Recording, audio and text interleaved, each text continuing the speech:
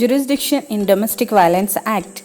This question was decided by Honorable Supreme Court in the judgment of Shamlal Devda and others versus Parimala, dated 22nd January 2020. Important paragraphs. Paragraph number 8. Section 18 of the Domestic Violence Act relates to protection order. In terms of Section 18 of the Act, intention of the legislature is to provide more protection to women.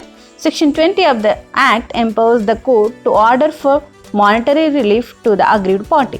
When acts of domestic violence is alleged, before issuing notice, the court has to be prima facie satisfied that there have been instances of domestic violence.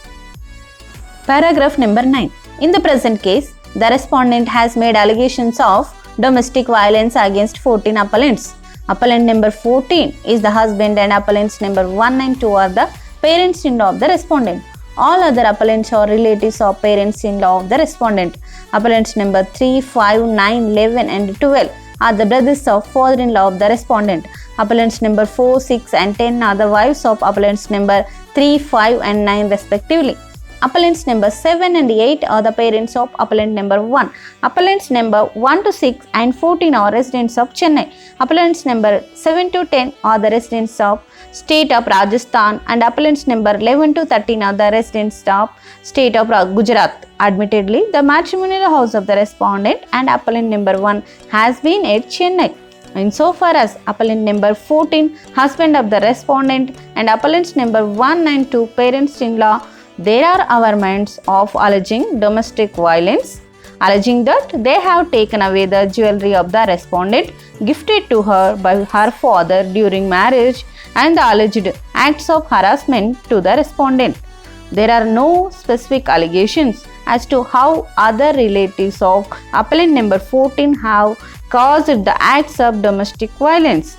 It is also not known as to how other relatives who are residents of Gujarat and Rajasthan can be held responsible for award of monetary relief to the respondent.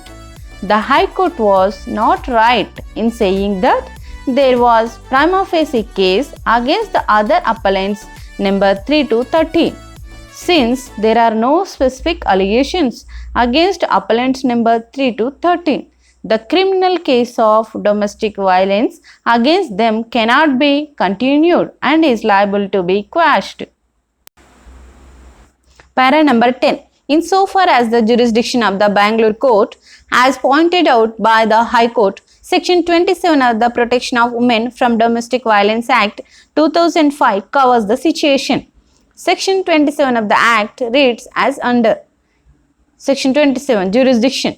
The Court of Judicial Magistrate of the first class or the Metropolitan Magistrate, as the case may be, within the local limits of which a. The person aggrieved permanently or temporarily resides or carries on business or is employed, or b. The respondent resides or carries on business or is employed, or c. The cause of action has arisen, shall be the competent court to grant a protection order and other orders under this Act and to try offences under this Act. 2. Any order made under this Act shall be enforceable throughout India.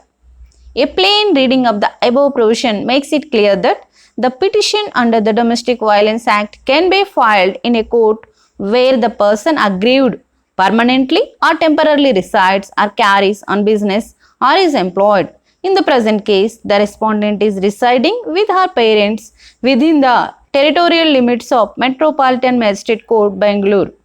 In view of Section 27, Class 1, Class A of the Act, the Metropolitan Magistrate Court, Bangalore has the jurisdiction to entertain the complaint and take cognizance of the offence. There is no merit in the contention raising objection as to the jurisdiction of the Metropolitan Magistrate Court at Bangalore.